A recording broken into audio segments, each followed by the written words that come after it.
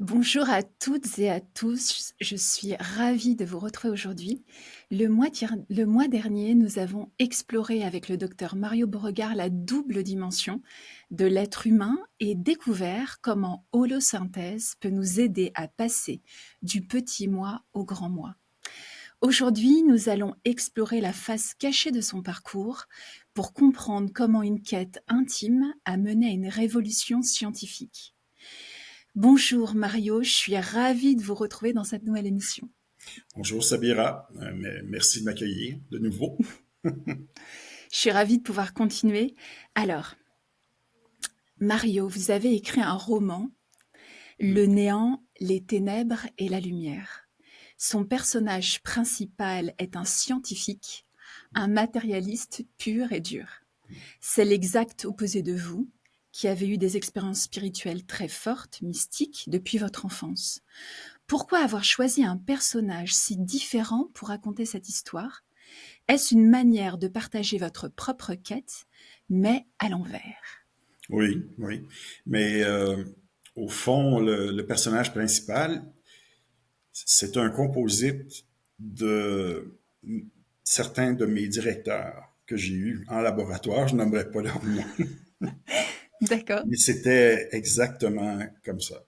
C'était Mmh. des gens très connus à travers le monde, reconnus, célèbres, mais très dur aussi au niveau, puis, et complètement fermé sur le plan de la spiritualité, les états élargis de conscience et tout ça. Des purs matérialistes.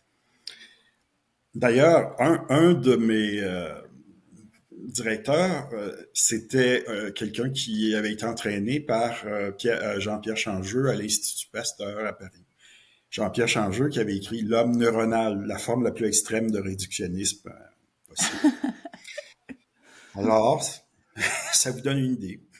Eh oui, exactement. Oui, ça nous donne une bonne idée de l'environnement dans lequel vous avez évolué en tant qu'étudiant, jeune chercheur. Mm, Voilà, c'est dans cet environnement-là que vous avez évolué. mm. Et hem, est-ce que c'est cette expérience-là qui vous a inspiré à prendre ce type de profil? Est-ce que vous pouvez en quelques mots, comment vous présenteriez ce livre qui est passionnant? Ben, le livre, lui, il est en grande partie basé sur des expériences réelles que j'ai vécues. Parce que, Mmh. euh, par exemple, il y a une partie où c'est une expérience de mort imminente que j'ai vécue moi-même quand j'avais 20 ans. J'ai été très, très malade parce que j'avais travaillé en Israël, plus jeune, parce qu'on m'avait fait sauter des années à l'école primaire, parce qu'on me disait, bon, il perd son temps, mais je voulais pas arriver trop jeune à l'université. Donc, je suis allé travailler une année, j'ai accepté de travailler comme au niveau humanitaire dans un hôpital pour enfants handicapés. On avait Vous des... aviez quel âge à ce moment-là, Mario? Ben là, j'avais 16 ans. Ouais, Ah oui. ouais. J'arrivais à 17. Puis, on avait les enfants israéliens, mais on avait des Palestiniens. À cette époque-là, c'était possible, même s'il y avait de la guerre. Mais donc, Et là, quand je suis arrivé là-bas, au bout de à peine une semaine, je me suis pas méfié à travers l'eau et je suis tombé gravement malade, sévèrement malade. Puis, il y a une infirmière suissesse qui travaillait, de la Suisse qui travaillait là-bas, une Suisse allemande, qui s'est occupé de moi pour m'aider un peu avec du charbon végétal activé, puis toutes sortes de choses comme ça. Sauf que ça s'est inséré à l'intérieur de mon système, à l'état latent. Et l'année suivante, quand j'ai commencé à l'université, ça s'est déclenché tout de suite au bout de la deuxième session. Et puis là, c'est terrible. D'accord. Et c'est là que je suis tombé très, très, très malade. J'ai été obligé d'abandonner l'université pendant une année et j'ai dû retourner chez mes parents. Et j'ai passé l'année dans un lit, couché comme un cancéreux en phase terminale, un sidatique. Puis les médecins comprenaient pas. Ça a pris 7 ans avant qu'un médecin dans un hôpital, un grand hôpital à Montréal, C'était un expert en microbiologie, maladies infectieuses et tout ça, reconnu à travers le monde, un chercheur aussi. Il a eu l'idée de faire des tests sanguins que personne n'avait fait. Et c'est là qu'il a découvert que j'ai été infecté par 3 souches différentes de virus. Ce qui expliquait pourquoi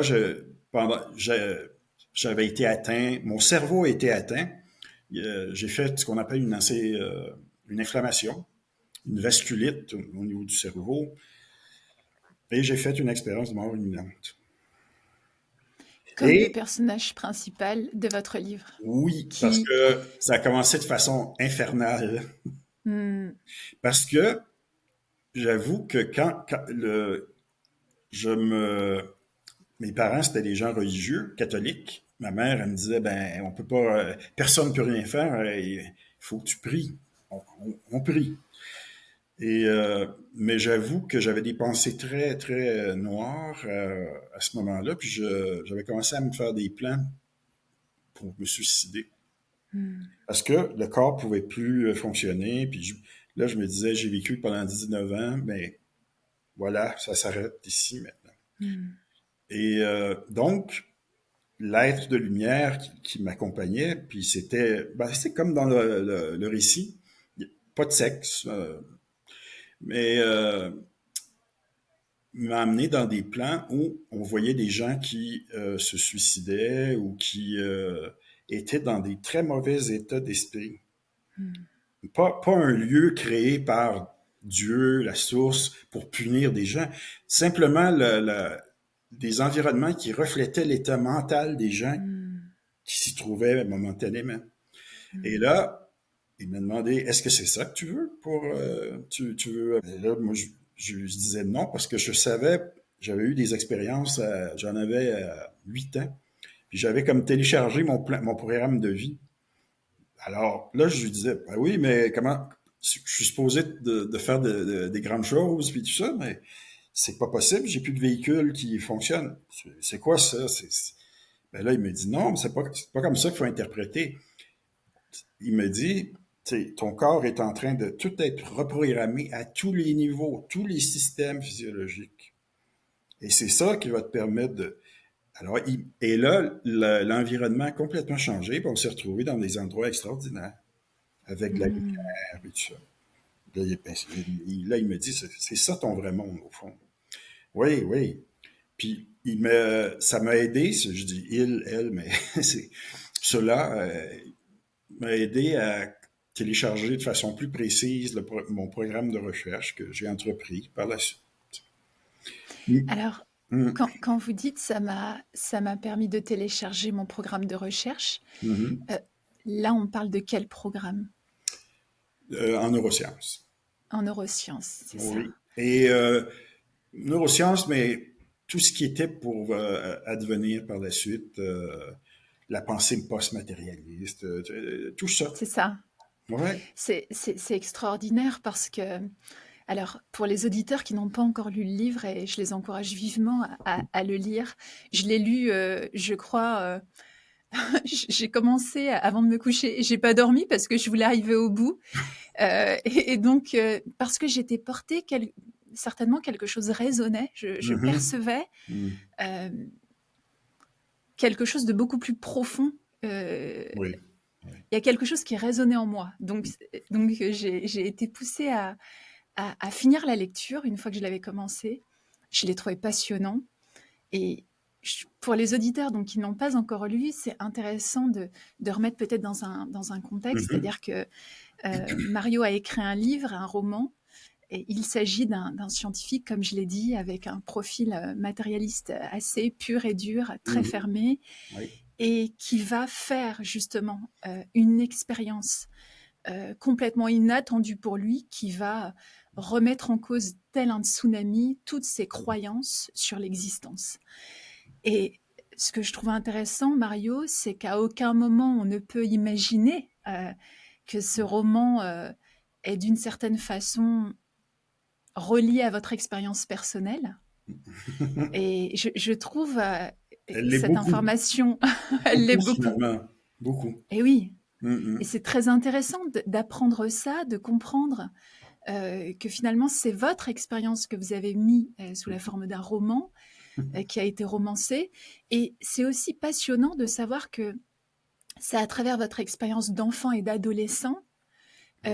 c'est dans cette période de votre vie-là que Mhm. vous avez expérimenté plus grand Mhm. que le simple petit moi, on va dire ça comme ça, C'est ça. et que vous avez téléchargé d'une certaine façon cette information, cet appel à faire des travaux en neurosciences, Mhm. etc. Mhm. Et là, vous dites le traité post-matérialiste, vous parlez également, alors on peut parler aussi du travail avec les carmélites que vous avez fait. Oui. Alors, ce premier passage de vie, finalement, vous a conduit à voir que vous étiez à l'interface entre deux dimensions, la dimension du petit moi, on va dire, avec C'est ça. Mario, adolescent, et la dimension, notre dimension complètement, on va dire, intemporelle, Mhm. qui est reliée à des mondes beaucoup plus grands, où vous avez été guidé, informé, enseigné dans d'autres dimensions. Alors, c'est dans cette dimension-là que vous avez su ce que vous alliez faire quand vous seriez adulte, avec les programmes. Alors, comment est venue cette expérience avec les carmélites qui aujourd'hui a été une des expériences pionnières dans ce domaine? Est-ce que vous voulez nous en parler, Mario? Oui, ben, c'est qu'à partir de l'expérience de mort imminente dont je vous ai parlé, ben là, c'était comme évident ce qu'il fallait faire. Donc, alors moi, je me suis dit, ben, si c'est vraiment, ça fait partie d'un programme d'évolution pour l'humanité. C'est pas simplement fait à l'université pour mes propres recherches. Là, je voyais que tout ça, c'était aussi, ça avait un impact, mais à grande échelle. Donc, il n'y avait aucun problème. Alors, j'ai tout simplement décidé de contacter un monastère de carmélites à Montréal, mais des carmélites cloîtrés, des contemplatives qui passent des heures et des heures en prière, en méditation, en contemplation, à tous les jours. Mais là, j'avais le contact avec le grand moi. Ouais, c'est À ça. Oui, partir de parce que là, j'allais dire, c'est quand même étonnant qu'ils aient accepté. ben justement, C'est j'aurais incroyable. jamais imaginé quelque chose comme ça. Donc, la mère, d'abord, il fallait avoir une audience avec la mère, ce qu'il appelait la prieure du couvent.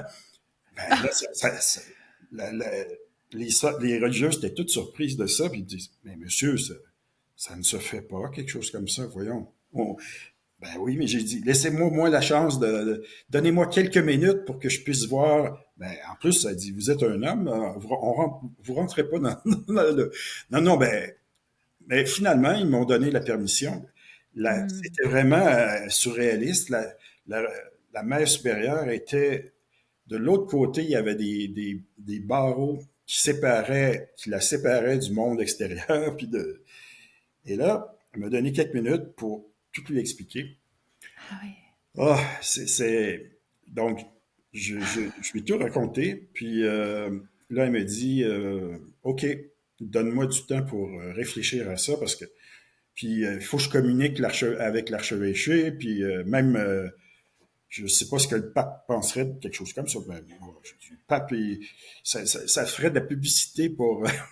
Mais Ouais. elle avait peur que je sois comme les scientifiques matérialistes, puis qu'en Hmm. réalité, j'étais en train de la piéger pour Hmm. euh, les ridiculiser à la face du monde en disant, ben, vous voyez, quand elle s'imagine être en contact avec une force supérieure, c'est parce que telle région qui s'active dans le Hmm. cerveau. Et Hmm. là, elle me connaissait pas, mais je lui ai promis que non, j'étais pas ça, Hmm. mais comment elle pouvait savoir? Ça a pris Hmm. 3 mois avant que finalement elles acceptent. Hmm. 3 mois. Mais elles ont fini par accepter. Mais il y a eu des hauts et des bas. Parfois, elle avait tendance à dire ah, non, non. Puis finalement, je le rappelais, je la suppliais. Et finalement, ça s'est fait.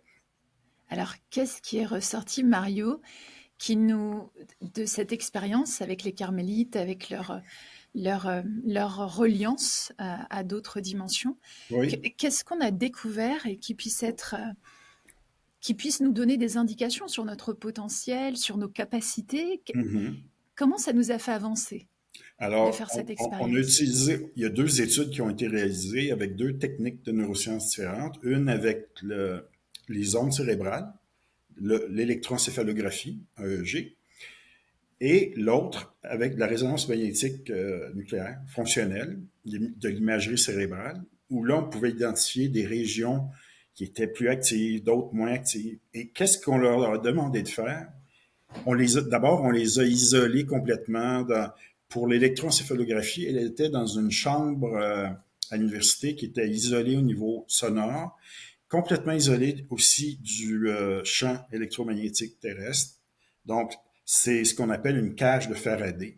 Mmh. Et alors, quand on rentre là-dedans, on perd le contact avec le monde physique complètement. Et là, c'est propice pour entrer. Et elle, c'est comme des athlètes olympiques de la prière, de la méditation. Donc, elle pouvait rentrer facilement dans cet état-là. Et là, ce qu'on a découvert, c'est que, puis ils ont réussi. On leur demandait au début, pour rentrer dans l'état, là, on se disait, ben, parce que les religieuses nous ont dit, mon équipe de recherche puis moi, on peut pas rentrer nécessairement dans on ne sait pas si on va vivre une expérience, on se met juste dans des conditions favorables. Mmh. Bien sûr. Oui, oui, ça je comprenais. Mais donc, pour euh, faciliter l'entrée dans un état élargi de conscience, puis une expérience spirituelle, on leur a demandé de se rappeler et de revivre l'expérience mystique la plus intense de leur vie. Ça, c'était comme au début de l'expérience. Et Mmh. elles avaient accepté de s'entraîner avant l'étude pour le Mmh. faire ça de cette façon-là. Et ça a très, très bien. Elles ont toutes réussi à faire ça. Ah Et ce ouais. qu'on a vu au niveau de l'activité électrique, c'est que plus l'expérience devenait profonde, plus les fréquences des ondes cérébrales ralentissaient dans le cerveau. Et on s'en allait vers le point zéro, finalement, euh, qu'on voit dans une mort clinique. La Mmh. fréquence. Alors, donc ça, c'est la première chose qu'on a de vérifier.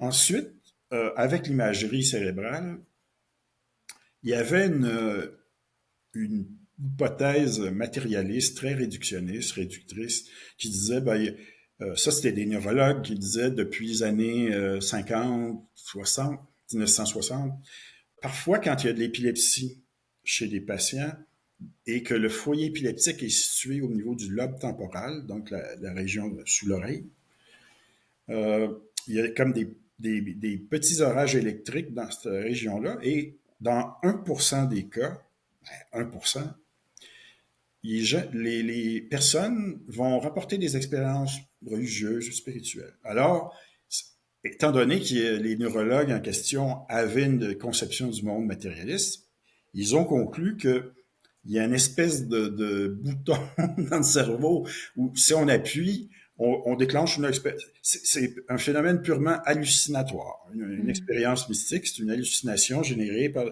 Alors, moi, je croyais pas à ça du tout, puis je voulais. Alors, oui, on a vu le lobe temporal s'activer, mais on a vu d'autres régions impliquées Ouais. dans les émotions positives, parce que là, il y avait comme un sentiment de félicité, de béatitude. On mesurait aussi ce qui se passait au niveau de l'expérience subjective avec des échelles, des questionnaires validés scientifiquement. On a vu des changements aussi. Il y avait une perte de contact avec ce qu'on appelle le schéma corporel, donc la représentation du corps dans l'espace, parce que là, les gens ne sentaient plus vraiment, les religieux ne sentaient plus leur corps, étaient en contact avec euh, Mmh. infiniment plus grand qu'elle. Et tout Et ça, là, je donc, on a vu des changements dans le cerveau mmh. qui correspondaient à ce qu'elle nous rapportait subjectivement. Mmh. Ouais. C'est vraiment ce phénomène dont on a parlé sur le dernier épisode, Mhm. de désidentification, C'est ça. c'est Ça, ça? oui. Qui finalement, là, est mesurable, Oui, oui. explicite. Oui, Ouais, c'est lié à ce qu'on appelle le réseau du mode par défaut, mais dans ces états-là, le réseau en question, il devient complètement inactif, au c'est repos. ça. Mmh. Donc, le petit moi disparaît aussi. C'est ça. Puis, mais oui, on a pu expliquer, mettre tout ça en correspondance. Puis ça a fait le tour du monde, cette étude-là. Et comme j'avais promis, ça n'a pas été interprété, en tout cas, nous, on n'a pas présenté ça de façon, Mmh. mais les matérialistes se sont servis de ça pour dire, bah, oh, vous voyez, il y a des changements dans le cerveau, des régions plus actives, des régions moins actives. C'est simplement ça, l'explication pour... Ils Mmh. gardaient leurs lunettes, leurs Leur filtres. idée. Oui. Mmh. Ben oui, mais ils pouvaient pas admettre que, ben oui, on s'est trompé en neurosciences, ça fait plus d'un siècle qu'on... Ce qu'on raconte, c'est des conneries. Mmh. Ils pouvaient Ouais. pas dire ça. Mmh. Mais On là, cherche souvent avec nos biais à confirmer nos oui, propres croyances, hein. exactement. C'est connu. Et c'est vrai que garder cet esprit d'expérimenter, d'être ouvert, hein, Mm, pour aller voir ce qui appartient à une forme, comment dire, de réalité, mm, mm. et ce qui appartient au monde de nos croyances, de nos interprétations, garder cette ouverture-là d'esprit, Oui, l'esprit d'apprendre, c'est très difficile oui, c'est vrai. de partir sans, d'accepter d'aller à la découverte sans préjugés, sans appréhension. Je pense que ça demande de très grandes qualités ou une très grande volonté d'accéder à une forme Mm. de vérité. Mais moi, quand je me Euh, promenais à travers, parce que là, j'ai reçu des offres partout dans le monde pour aller faire des conférences puis tout ça. Par exemple, je me retrouve à la Sorbonne, puis là, ben, il y a des gens qui ont envie de m'attaquer parce que là, je leur dis, ben, finalement, c'est pas le cerveau qui produit puis ça sert d'interface, c'est comme, c'est ça ça, permet l'expression, la manifestation, mais la source, puis on voit ça avec les expériences de mort clinique qui durent, tout à fait. disons, et il y a des gens qui voulaient me prendre à partie, puis je voyais que, oh là là, mais aujourd'hui, là, par exemple, à Sorbonne, ça fait 15 ans maintenant, mais aujourd'hui, j'avoue que je peux aller à peu près n'importe où sur la planète, et les gens vont écouter de manière, ils vont être plus polis, puis il y Plus a comme, ouvert on peut-être. voit qu'on est comme dans une période, mais le grand public, lui, est déjà rendu ailleurs. Mm, A déjà fait le chemin. tout à fait. Mais le monde académique, ben, c'est une vieille institution, c'est plus conservateur de nature, ça prend plus de temps. Puis les Mm, gens aussi, c'est comme vous disiez, c'est pas évident d'admettre que on s'est trompé, puis qu'on a bâti toute une idéologie, et là, on se rend compte finalement, ben non, ça tient pas vraiment la route. Ça prend beaucoup d'humilité pour reconnaître que... Mais là, il y a des gens qui le font, qui étaient hyper matérialistes et qui sont en train d'admettre, ben oui, c'est possible, on s'est peut-être trompé. C'était la même chose avec la neuroplasticité. Pendant plus mm, d'un siècle, quand on disait, ben non, le cerveau adulte, ça ne change pas, ça produit pas de nouveaux mm. neurones, de nouveaux contacts entre les neurones, les synapses, etc., des nouveaux circuits. C'est impossible. Jusqu'à la fin des années 90, avec les nouvelles technologies, l'image cérébrale, par exemple, qui nous montrait que Tout non, à le fait. cerveau se transforme, il change. Donc, Tout à fait. alors, c'est comme ça. Mm. Mm. Alors, le temps s'est écoulé à une rapidité phénoménale. Euh, alors, on a parlé, il nous reste une minute, on a parlé du traité Oui, post-matérialiste oui, oui. dont vous avez été Le un des manifeste. auteurs, hein, Oui, le oui. manifeste Oui, post-matérialiste. oui. Euh, Aujourd'hui, est-ce que vous pouvez dire un mot sur ce manifeste, ce qu'il a permis, quelle était l'intention des nombreux scientifiques qui ont participé Mhm. à ce manifeste? De transformer le monde. Hmm. De le faire pas. C'est de créer une nouvelle révolution au niveau scientifique. Puis on sait que les révolutions scientifiques ont un impact énorme sur le monde. Par exemple, quand on est passé de la vision géocentrique, où on disait tout tourne autour de la Terre, finalement, ben non, c'est nous qui tournons autour du Soleil avec Copernic et puis Galilée. Ben, ça a amené à la Renaissance. Et puis alors, tout à le fait. passage l'ancienne vision matérialiste, réductionniste, à la vision nouvelle qu'on a appelée post-matérialiste, mais c'est elle rejoint toutes les grandes traditions spirituelles. Mais comme la science a remplacé la religion comme étant l'autorité cognitive ultime, ben, déjà, on est en train de voir des changements au niveau du monde. Il y a quelques années, j'ai une designer haute couture à Paris qui m'a envoyé un des sacs qu'elle avait créé. Et c'était les premières lignes du manifeste pour une science post-matérialiste. Mm. Une designer. Ça me, Mm. mais là, c'est là que j'ai compris. Oh, c'est en train c'est en train de rejoindre plein de monde dans la société. Mm. C'est ce qu'on espère, mes collègues et moi, qui va arriver. On Mm. a grandement Un vrai besoin. changement de paradigme. Oui, parce Mm. qu'il faut transformer le monde. Là, Bien sûr. on en a grandement besoin. Mm. Euh, je vois que on est arrivé au bout du temps qui nous est accordé pour l'émission. Donc, Mario, si vous deviez transmettre une conclusion, un petit message que vous aimeriez dire aux auditeurs Oui. pour justement leur permettre de laisser de l'espace, de la place pour Oui. expérimenter, quel conseil, qu'est-ce que De vous ne aimeriez pas leur dire pour faire, conclure? oui, de faire très attention à leurs croyances, particulièrement en ce qui concerne la pensée matérialiste, réductionniste. Elle est encore dominante au niveau de la plupart des institutions, comme les médias, etc. Donc, de ne pas vous laisser Mm. conditionner, programmer par cette vision-là, transmise à travers les médias, parce que c'est faux. Et Mm. se connecter à son essence spirituelle, c'est tout à fait possible. Puis on le montre à travers une approche comme holosynthèse, dont on a Mm. déjà parlé. Alors, ça, c'est hyper important pour le bien-être de tout le monde, finalement, sur la planète, d'être capable de se connecter à ce niveau-là. Mm. Et de ne pas croire qu'on est des simples robots biologiques complètement programmés par les neurones, les gènes. Cette vision du monde-là, c'est passé. Mm. Ça, ça tient plus la route. Ouais. C'est ce que je dirais. Merci beaucoup pour ce beau message qui nous donne l'espace nécessaire pour pouvoir expérimenter. Mm-hmm. Mario, merci d'abord. Merci pour ce temps. Je sais que votre emploi du temps est bien rempli.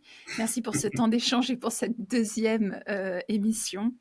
Et pour vous qui nous écoutez, sachez que nous continuerons à nourrir cette réflexion dans de prochains épisodes. En attendant, si vous souhaitez en savoir plus, je vous invite à découvrir ces ouvrages et ces formations. Il y aura toutes les informations sous la vidéo ou sous le podcast. Vous trouverez toutes les informations utiles dans le lien associé à cette émission. Merci à vous de nous avoir écoutés et on se retrouve bientôt sur Zénith. Merci Mario. Merci Samira.